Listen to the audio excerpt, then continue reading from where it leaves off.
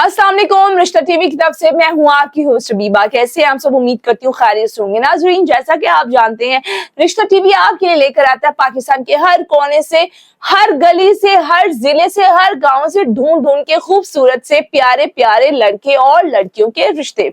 अगर आपको भी अपने लिए कोई रिश्ता चाहिए हो तो आप हमें व्हाट्सएप के जरिए राब्ता कर सकते हैं। हमारा इदारा आपको 5 मिनट के अंदर 1000 रिश्तों की लिस्ट सेंड करेगा।